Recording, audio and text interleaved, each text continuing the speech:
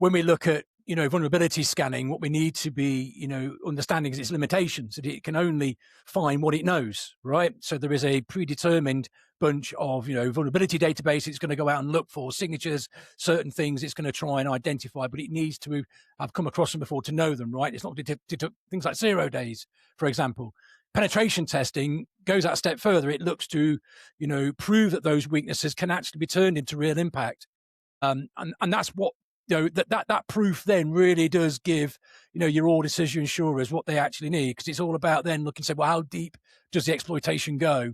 Vulnerability scanners are great for sweeping across, large networks to do some good housekeeping, if you like, just to make sure that, there's nothing new being introduced. No regression is something we always talk about as well. Is vulnerability scanning on its own sufficient? No, it's not. It's piece of the picture for me. It's piece of the puzzle.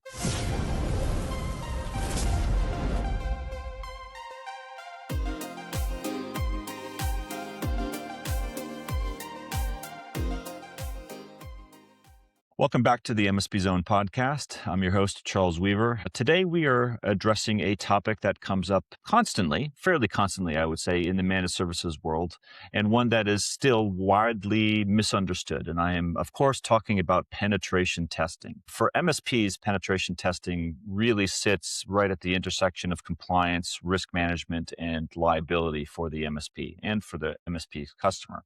Pen testing is required, or at least very strongly recommended by certification programs like ours, CyberVerify, by cyber insurance carriers all over the world, and by global security frameworks such as SOC 2, ISO 27001, PCI, and numerous others. At the same time, penetration testing is one of the easiest services for an MSP to mishandle, or at least to misunderstand. Done correctly, pen testing works to build trust, validate security maturity. Done incorrectly, however, it can create a significant amount of legal exposure, audit failures, and reputational damage. And that is, of course, what we are trying to avoid here. That is why I'm particularly excited to have our two guests, Steve Smith and Sean Pipel from Rootshell Security. Rootshell is one of our newer partners working together to solve a myriad of problems related to MSP compliance and cyber maturity and hygiene. And Rootshell works directly with MSPs and enterprises to deliver professional penetration testing the right way, legally, ethically, and in a way that actually reduces risk. Steve, Sean, welcome to the MSP Zone. Thank you, Charles. Great to see you today. Thanks, Charles. Good to be here. And Sean, may I say, I love the sunglasses, particularly effective. Really looks good. Thank you. Not there for effect, unfortunately, there for taking the glare off the screen, which is always good. Spend too much time on the screen. Yeah. So let me start at maybe a perhaps a fundamental level, and then we'll learn more about Rootshell. Obviously, you live and breathe in the penetration testing world. A question that I get a lot, and I may assume that your team as well might also receive these types of comments or beliefs. Many MSPs today, I believe, look at their security stack and they look at the technologies they've currently invested in and have deployed, both for their services to their customers, but also to, hopefully internally monitoring their own networks, EDR, MDR, SIM tools, things of that nature. And the question comes up, I'm doing all of this. I have all of these technologies. Do I still need penetration testing? And if so, why? Why isn't penetration testing obviated by the existence of all these other tools? What say you to that? Good question. I think from our perspective, penetration testing is there to really stress test those tool sets that you've just described. So yes, you can have all these tool sets in place. Hackers are going to be constantly knocking on the door, or potentially disgruntled employees internally, that may stress test them in their own ways. So for us, really, it's putting the hat on of a hacker, if you like, and going through the similar steps that they would to really identify where's the weak points. Obviously, from our perspective, penetration testing is there to find the issues and then feed those back to the client, or the MSP, so they can remediate those issues if they're identified. How you do it, perhaps we do things a little bit differently, which I can come on to with technology we use, but it's worth saying it's very manual. We have a team of individuals that are very experienced in this kind of area, if you like, and they are doing the very similar things that hackers are doing today. They're trying to find ways into a network. The difference is they're documenting it and they're handing that information over so a client or the MSP can take action, remediate or mitigate, if necessary, those issues before a hacker obviously finds what they are. I imagine, Sean, you've probably got some more technical angles that you could cover from that perspective. I think that's where the glass wall, isn't it, Steve, between you and I? The sales kind of perspective, commercial side, and obviously we've got the kind of, the more sort of technical aspect. So, when I look at EDR, I look at, SIM, I look at various different capabilities that I come up against as a red teamer. I often find that, monitoring tells you potentially what's happening as long as it's interpreted, correctly by the right skilled mind. Penetration testing, which really should fit as big of that bigger sort of strategic sort of continuous testing model, as I like to put it, shows whether controls remain effective and whether changes in vulnerability exposure are, that are emerging over time are actually being accounted for. Penetration testing really does begin to show what an attacker could actually do, rather than saying, these are the things that we think are in place. Even with strong, detection capabilities in place, some risks still remain hidden.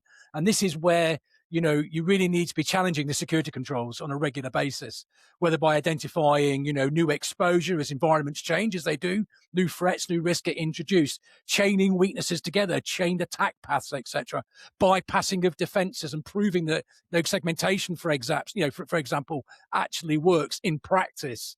And this is where frameworks really do require this idea that monitoring provides, I guess, really visibility. Continuous testing with the likes of penetration testing, vulnerability scanning, they can look for the changes in exposure. And obviously penetration testing provides that evidence of what I like to call that real world resilience when we're looking at stress testing things. So yeah, that's kind of my point about it. It's about validation and bringing the evidence then to make those changes to build out a very solid remediation plan. Yeah. So monitoring tools necessary, penetration testing also necessary. They both complement one another. One without Absolutely. the other are really incomplete, is what I'm hearing. Yeah, absolutely. I mean, I've been in red teaming for a long time. When I go and speak to organizations, when I do choreograph and deliver a very complex red team engagement, these engagements can last for weeks, if not months at a time.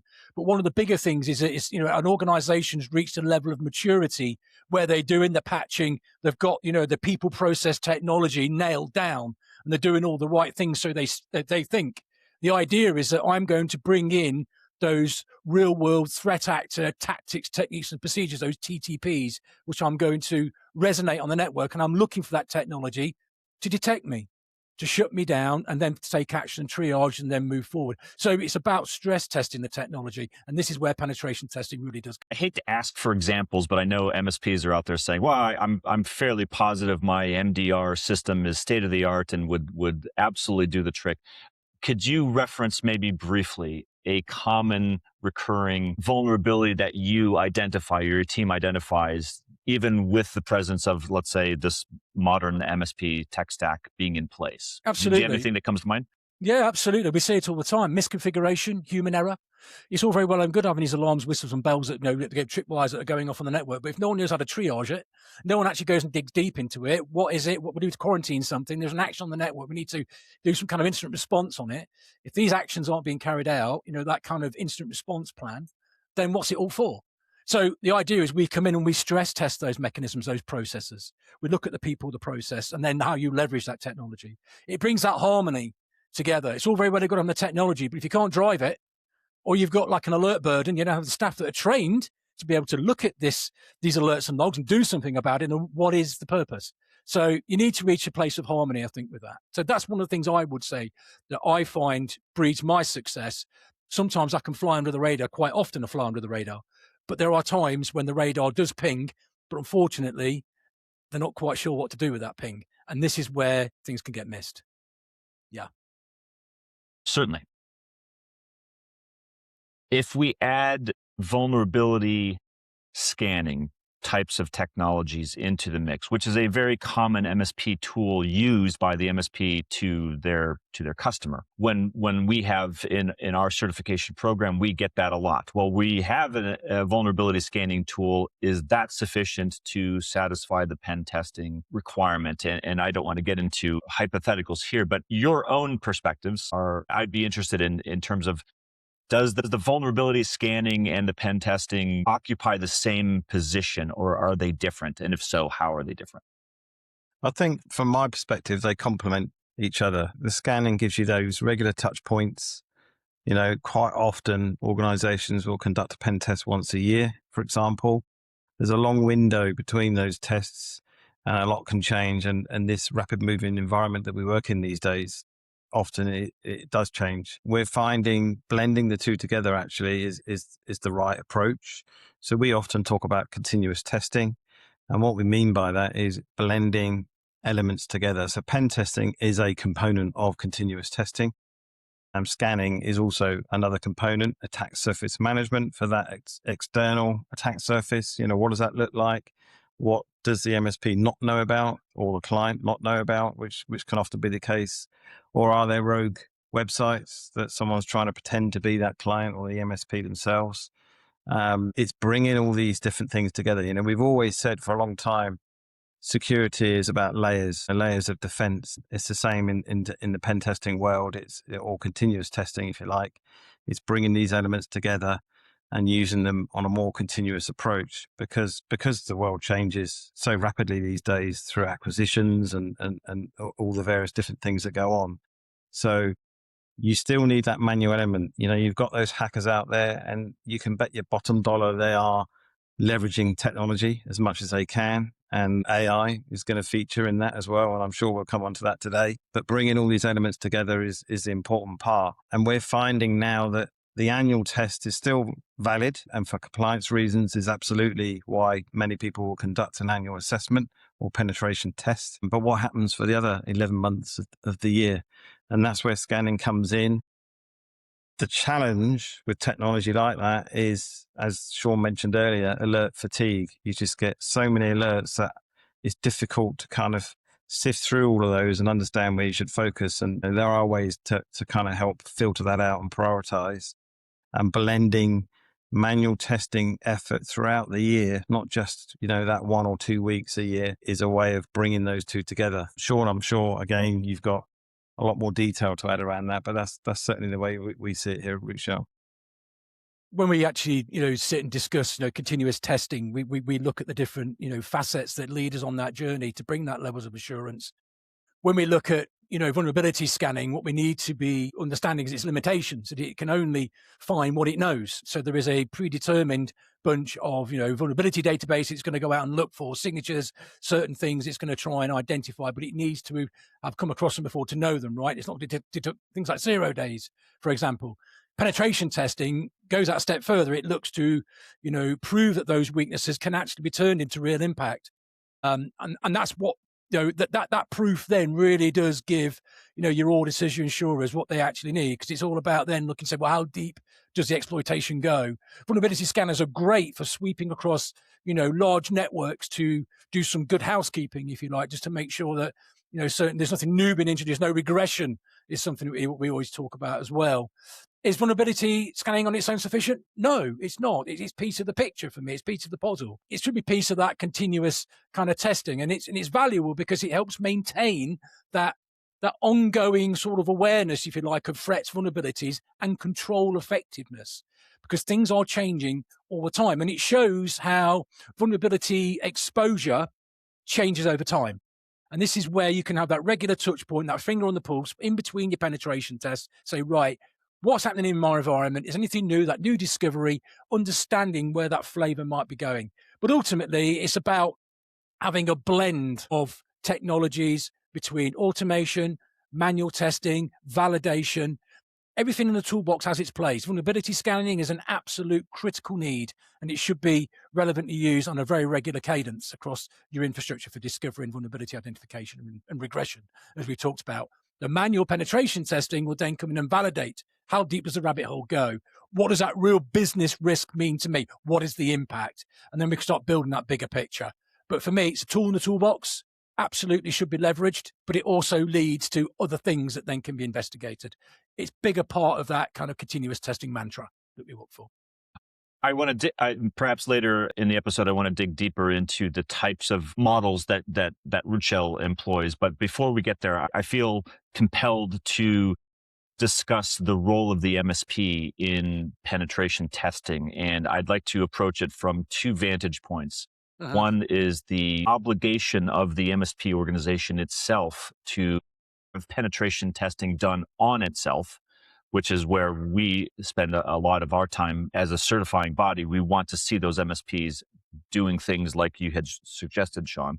But it also comes up in a as a service model. So the MSP and a customer. And I would like to present a scenario which I happen to know exists and happens to this day, and probably more than we realize. But that is, a client approaches an MSP and says, you manage our network, you manage our environment, you manage all that is precious in our organization. We have a need for a penetration test. Can you, our MSP, do that for us? At a surface level, at a base level, that seems quite logical, and why wouldn't you do that? But in actuality, that is probably not the right approach. And in fact, there could be many reasons why that would be quite bad. What are those? And explain to us why that is not an optimal approach. Yeah, independence, I think, is the key thing here. You know, that independent view. If you've got an MSP that's providing a security stack to a client and a service wrap potentially that goes around that, they understand it. They potentially could be blinded by their own configuration and setup of what they've done. Having that objective view from an independent testing firm, they will make no assumptions basically on what's there. Yes, they might understand if the information is shared, what technologies are there. Quite often that's actually not the case. We go in fairly blind. As Sean said earlier, you know, we start stress testing. We may trigger some alarms. Part in itself that tests the response, both by the client and the MSP, if there is an attack, which we're obviously simulating. So that independent view is key. I think it's also important that an organization that does conduct this type of assessment, it's bread and butter for them. You know, they're doing this every day for many clients. So it's a well tried and tested methodology that's used when conducting these type of assessments. So yeah, I mean, again, I know Sean's probably got a lot more to share on it, but that independent view is, I think, is certainly critical. In terms of MSPs themselves, you know, absolutely they should have testing conducted. There are cases where MSPs are hosting client data or they've got access to client data. You know, they potentially could be a stepping stone into an organization. They may only be a target because the end goal is the client's environment and the data that the client hosts. So they absolutely need to, as a good custodian, make sure that they are secure and obviously looking after that data and making sure that it's protected on behalf of the customer. So you can start to see how the lines start to blur if they're conducting their own testing as well as providing all the services. You know, it's almost like marking your own homework, which obviously is not something that's recommended as much as they might like to do that. So yeah, that independent view, I think, is absolutely critical, and the MSP having their own tests conducted, their own scanning potentially conducted, I think is key. Equally, selling those services on to their clients is obviously an opportunity to create additional revenue streams if they're not already doing it. No, you're right. Everything you just said there, Steve, just absolutely makes, for me, it's about impartiality and unbiased assessment. So, you know, there's two camps here for me. One is obviously the MSP that's supporting, building and hosting, you know, a client's data and services. They absolutely do need to have everything that they're doing quality checked, security assurance checked. And that check needs to be done with impartiality. It needs to be unbiased and it needs to be reflective, obviously, of an appropriate operator to be able to deliver that. You know, not all MSPs will be, you know, qualified penetration testers. So it's about having the right, again, tools in the toolbox to be able to deliver it. There is another camp for me with MSPs, when they get involved with penetration testing, you have the MSP that gets penetration tested, but then you also have the MSP on that journey with the client to reach cyber levels of assurance. And this is where they should absolutely then be involved. So for me, an MSP, and I work with MSPs all the time on behalf of clients and with clients. And the idea there is that, they're helping build out scope, looking at, understanding the different architecture, working with the MSPs to build out robust remediation plans and build out how that remediation and validating that remediation. So you've got like a bit of a triangle going off with penetration testing, MSP and client, right? It's a synergy, and that's the way it should be to bring that, kind of independence. So I don't really think there, Charles. Yeah, I perhaps we should reiterate. We are not saying that MSPs should not be involved in penetration testing Absolutely. Conversations. In fact, to the contrary, I think that if it's not being brought up, it is incumbent upon the MSP to say or bring the topic of penetration testing to the customer. The MSP should lead by example. They should already have done that for their internal organization as is required by their industry best practices. I think both Steve and you, Sean, bring up good points, which is it's not just the independence. It is your capacity to work with a expert who does this more fully than you do. Even if you had the expertise, why bring your own credibility and independence into question? Why not just keep it at arm's length, but be involved? So have a strategic partner like a root shell, but go in collaboratively but always have that independence box checked and never have to take the position of just trust me, I'll do it and it'll be okay. Absolutely. Yeah. I mean, a lot of organizations have their own capability to perform levels of testing, and a lot of frameworks, governance just allow degrees of that levels of assurance, but it's all about assessor independence. I think NIST goes into that as well, about impartiality and unbiased assessment processes. So yeah, makes sense. Yeah. So I think the role of the MSP is not in dispute. I think the MSP, however, needs to have clear boundaries for this as a service, or pen testing as a service, which I see a lot of MSP websites listed. So we all know, and I'm sure you see this all the time, it's not an unknown technology. The question is, how does the MSP do this? Actually, a sidebar question for both of you or either of you. I do see a few MSPs who are particularly security focused, or perhaps they're more pen testing companies who cloak themselves in managed services language. And they say, as long as I'm not selling pen testing to a managed services client, that's okay. Your thoughts on that approach? I think that's a little too close for comfort, for my opinion, but what are your thoughts on that? Sean, what are you thinking? Separation, independence is always going to be, a requirement. For me, I work with a lot of MSPs. So I always have a good working relationship with them when they understand where the boundaries are. Bringing about those, there's nuances where we understand what a client needs, but we also understand where the limitations of what an MSP and how far they should go in regards to obviously their maintenance, their responsibility, and their ownership. And obviously then that validation, it does often lean back onto, organizations like ourselves. I mean, Steve, have you got any extra thoughts on where, on that discussion? Yeah, I think that independence is key. I know we've covered it a bit now. And there are those MSPs that are much more security focused and maybe feel like they could. And I've seen some that do employ testers and deliver these services themselves, but it still comes back to that independent. They may suggest they've got Chinese walls or it's a separate business unit and so forth. You could argue that if it truly is separate, then, I mean, don't get me wrong. I've actually worked with MSPs who have some very comprehensive, very, very good, capable pen testing capabilities within their offerings. When you start looking at certain frameworks, there is a degree of wiggle room and allowance that you can, with the right skills, qualification, and separation, that you can provide an independent assessment. But even then, I think DORA goes into this, where you might be able to deliver your own red teams against your own financial organization, but the idea is you still need to have that validated by another party outside of the remit of your organization. So it's all about validation, right? It's all about bringing that validation. There's degrees of acceptance, but, I think at some point someone's got to say, you can't mark your homework all the time. It's got to be validated.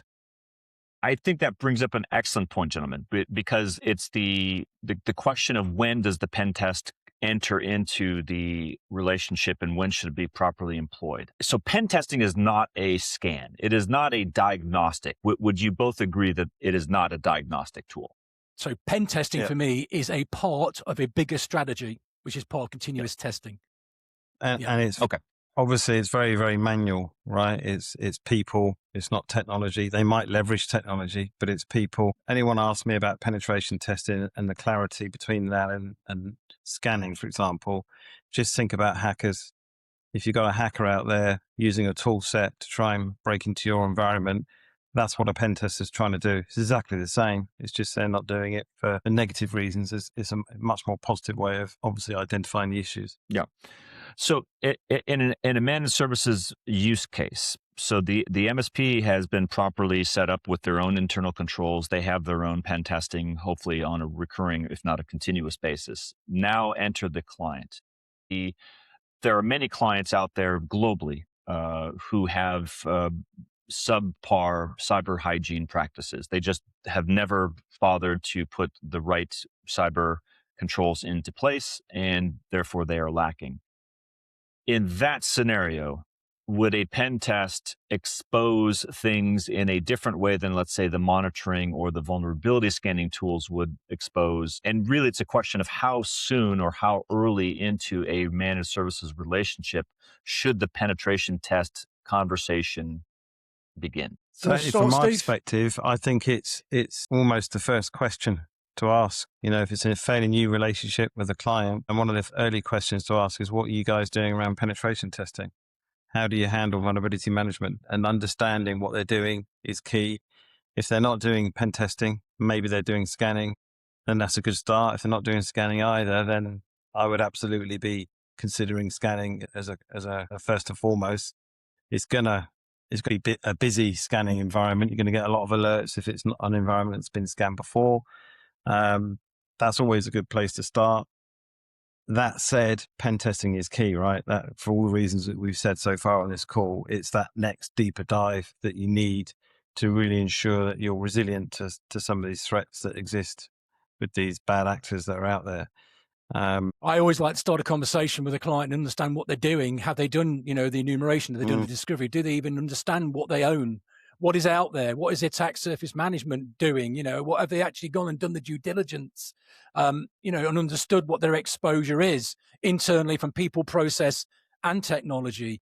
One of the things I work with MSPs, I've always been that, we do discovery, it's enumerate. Let's go and understand, first of all, what is in the remit of ownership, what you're responsible for, then build out maturity and scale. You can't assume that someone wants a penetration test straight out of the gate, because what are you testing? First of all, tell me what it is that you've got out there. Applications, what firewalls have you got? What endpoints, how many users? And there's a whole bunch of questions that we would obviously ask. But ultimately, it's about getting the basics right and then enshrining that with a layered cyber assurance program. So first of all, doing your discovery, understanding what your assets are, understanding where everything sits. How does it all plumb together? Looking at HLDs and building out what the exposure might look like. Then it's about toolbox, right? Continuous testing then goes through an iterative but progressive sort of program. The idea is we're going to do that discovery, understand where the vulnerabilities might exist. So you're bringing in things like attack surface management. You've got obviously things like vulnerability scanning, validation, penetration testing, and then all the other areas of sort of maturity when it gets reached different levels of testing, which may be things like internal testing, penetration testing, red teaming, purple teaming, and various other sort of these different teams that you hear about. But it's all there to stress test different levels of maturity, and this is what we're trying to do, right? We're trying to walk before we can run. I will always have a conversation with the client, and quite often with MSPs, we'll have a conversation where you're not ready for a penetration test because you don't really understand what it is that you're testing. Let's go out, understand where the assets are, and let's understand where your vulnerabilities are. Let's get the basics right. Let's start from there. So it's a journey, Charles. It's something that really needs to be structured and layered. You could see how penetration testing could be used quite effectively by the MSPs in a new relationship or with a customer that has a very low operational maturity or low cyber hygienic readiness, to use the pen test as let's lead up to this. We're preparing you for an examination, and the examination is going to be a penetration test. And here's what we need to do in the next several months to lead up to that, because you're not going to get a perfect score, but we don't want you to fail either. And so I could see how it could be very almost a carrot and a stick, a reward for hard work performed, leading up to an independent review.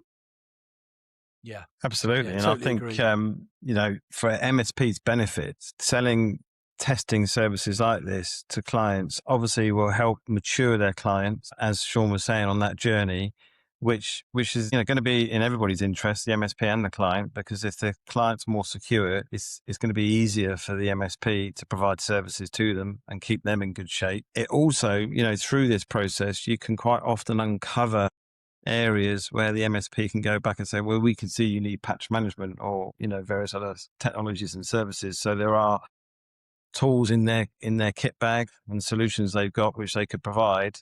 This early visibility helps map that out and what that landscape looks like, so they can then potentially go back with some additional services and technologies to continue that journey, because it's not all about the assessment, it's about the defense and the technologies they're going to put in place. And that early, if they are immature, that early visibility of what that landscape looks like and what they need. It's not about selling them services for the sake of it. It's what do they need? And as Sean said, understanding what their assets and that landscape looks like is critical for that. A follow-up question, perhaps on the technical side. Over the last 15 years, as we've seen, really since 2009, when Microsoft, I think, yanked away Small Business Exchange server, and it really upended and changed the way the channel was going to interact with customers, and went from almost immediately on-premise to cloud-based.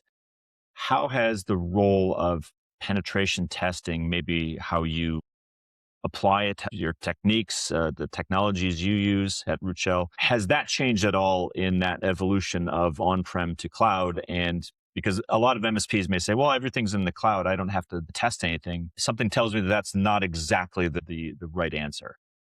There's always going to be limitations, right? We're moving to the cloud. We think it's all taken care of, but you have things like infrastructure as a service, software as a service, and there's different remits of responsibility. And I think there's a general misunderstanding that actually, I do actually have command line interface with the operating system. Therefore, I should be patching it. I should be looking and doing some good housekeeping.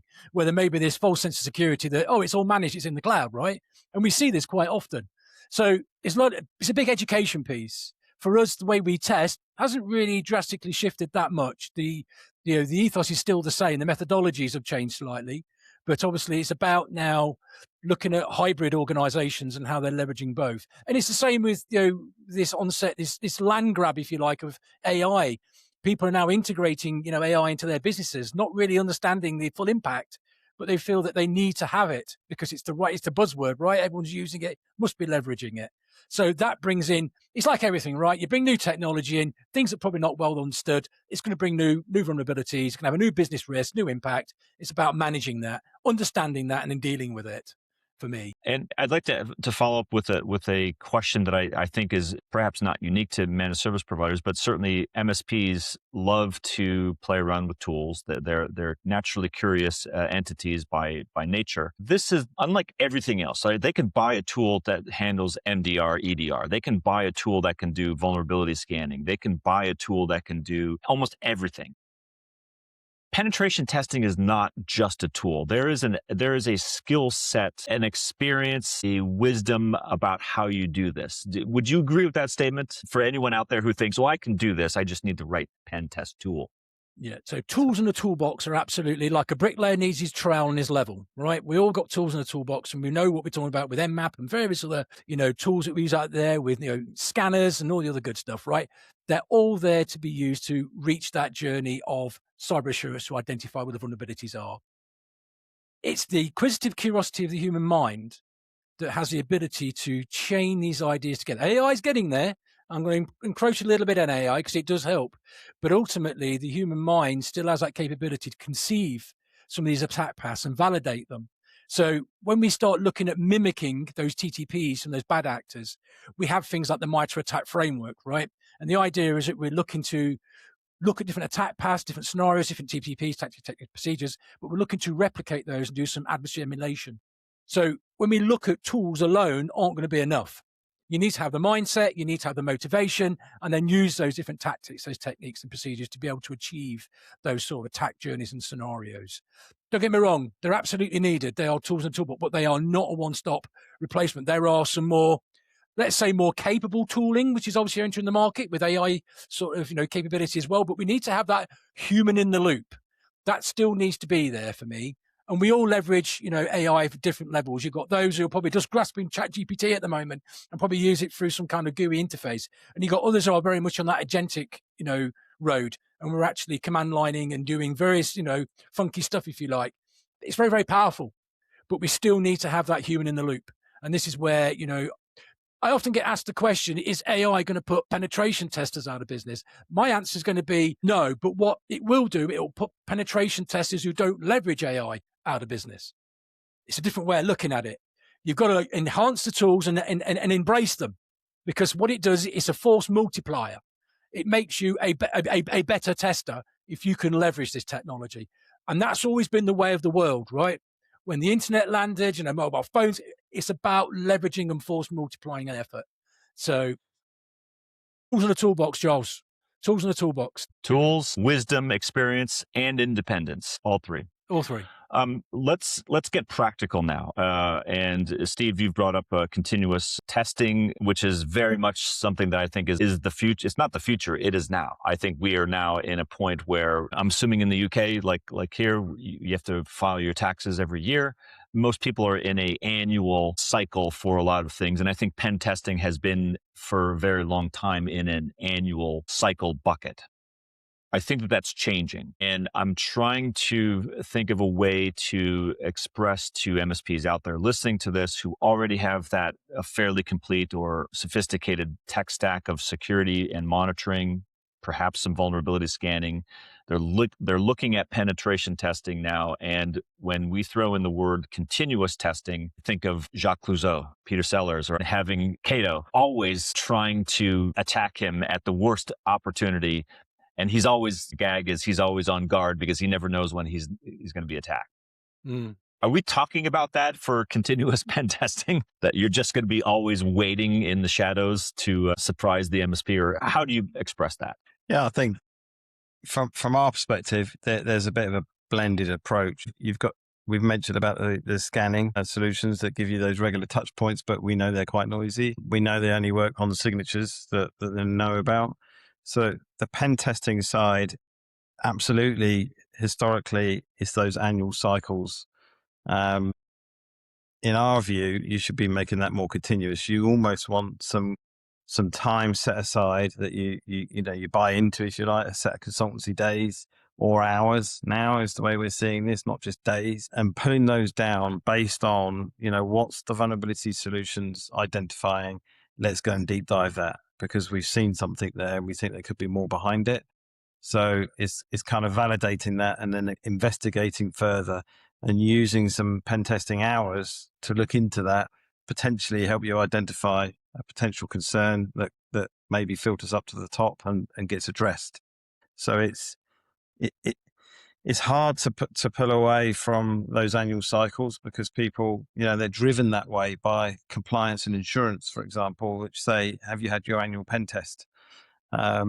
So they're being asked those questions. And the way we would like to see it is those organizations that are those frameworks, if you like, move to a more continuous way of measuring. Because if you're going to ask, has the MSP had an annual test, that's the way they're going to behave. Because that's obviously something that's important to them to have those accreditations in place. Quite often they need them in order to win client contracts. So we see that will evolve over time. But right now for us, continuous testing, if you really want to see it, it is using that time spread throughout the year to investigate, almost like your Cato analogy. If you know that someone's lurking in the shadows and could strike at any point, then you need to have constant security and constant defense in place, and all these contracts that the MSPs are selling through to their clients are always on pretty much. So regular knocking on the door is what's needed. So that's kind of the way we see it. There's a whole load more technical side of things we could get into. More recently, we've been working with clients around web applications. That seems to be a key area for us. There's a lot of sensitive data in some of these applications, or they're mission critical for one reason or another. And doing some continuous testing against those targeted applications is becoming more popular because they change, they release new software updates. And so being baked into that software development lifecycle is becoming more and more important. So by the time the code's released, it's already been checked. It's already secure, or at least as secure as it can be. So that's kind of the way we're seeing it moving. Sean? I've always got anything a to add? point of view when it comes to, I've always got a point of view when it comes I to thought you would. continuous testing. Look, this is something that I've been quite passionate about, being a pen tester and various, I've been incident response and various different things in the previous life. I'm ex-military. So I brought a lot of these ideas about this, continuous improvement into this kind of industry. For me, the continuous testing service refers to this ongoing systematic approach to assessing the security of systems, applications, networks, or some kind of target that needs to be measured regularly. And this is the key point, right? It needs to be measured.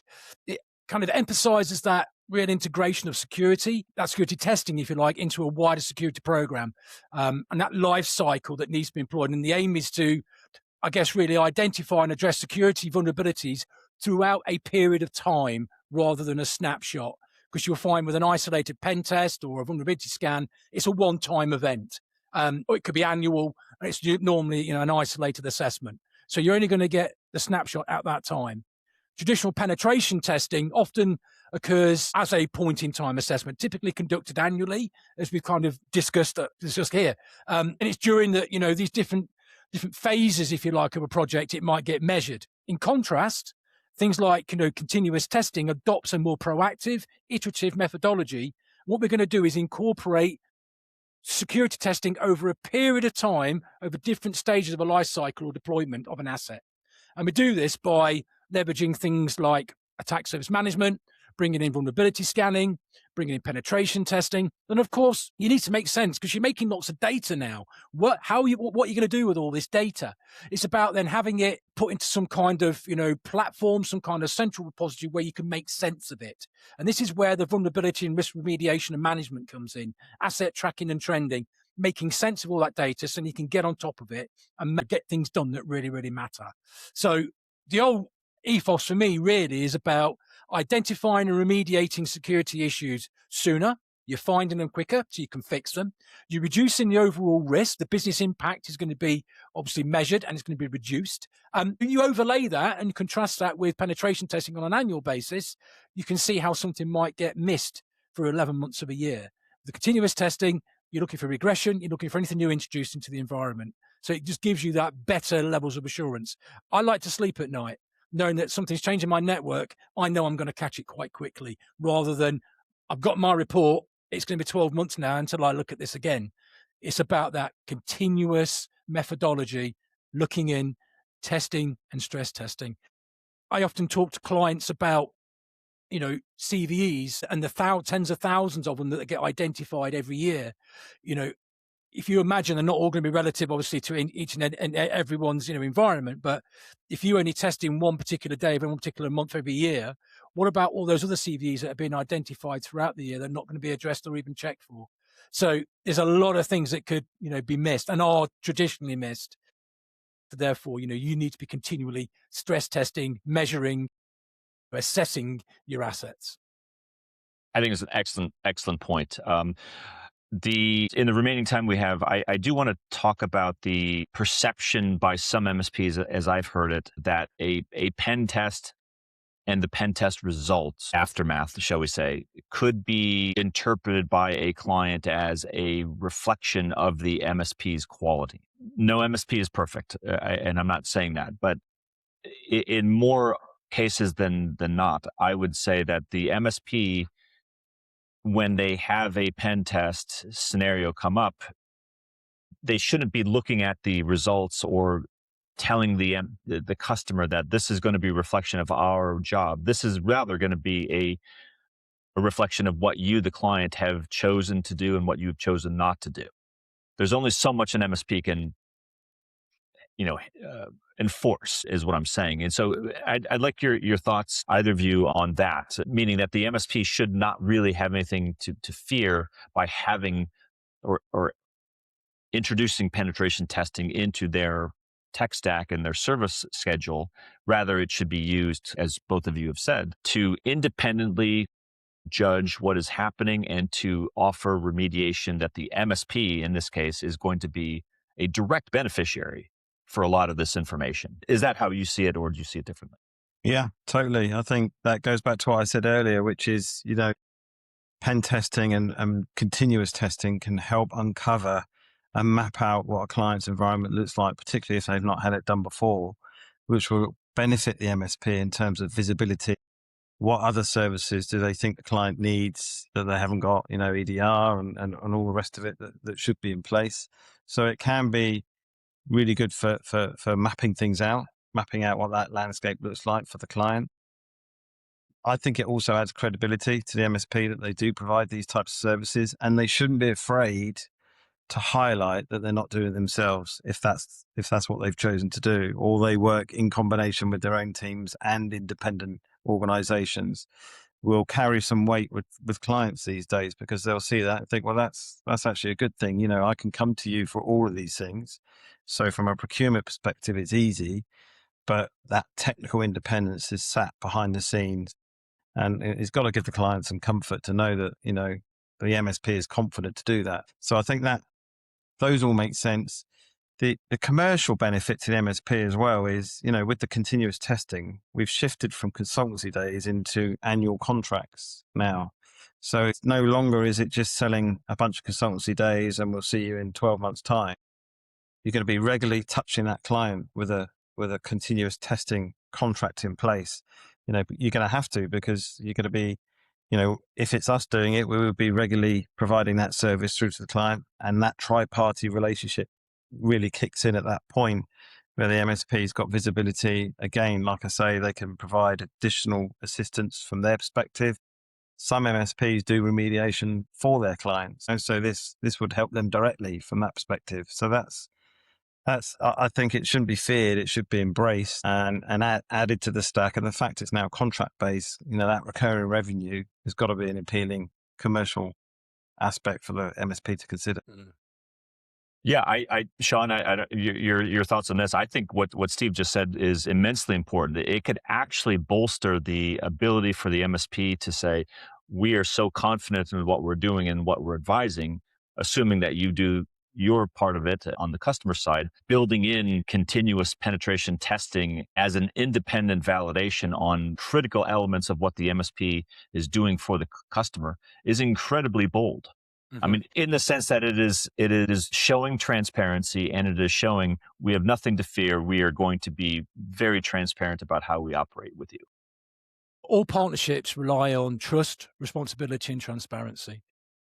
Some of the biggest MSPs I've worked with have that relationship with their clients, that they know what the boundaries are, the responsibility lines, and they know who the right people are to engage in different levels of partnership to deliver certain services.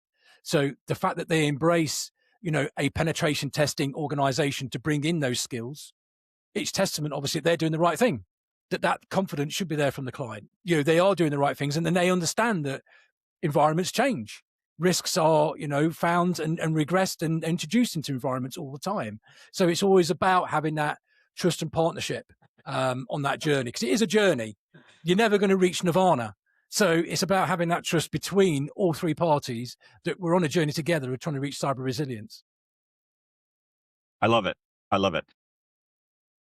We have a lot of work to do in the industry, and I think that penetration testing is going to be a critical lever to achieving some of those higher plateaus of cyber hygiene. And this is not just a United Kingdom, US, Canada issue. This is a global issue all over. This approach applies everywhere on the planet. And that's what I like about it. It's very simple to understand, but so critically important. Yeah, totally agree. Global it is. The hackers are global, as are the pen testing services that need to be consumed. And the stakes have actually been increased. I mean, we also know now that it's, the internet is 24/7, 365 days a year, right? We understand that.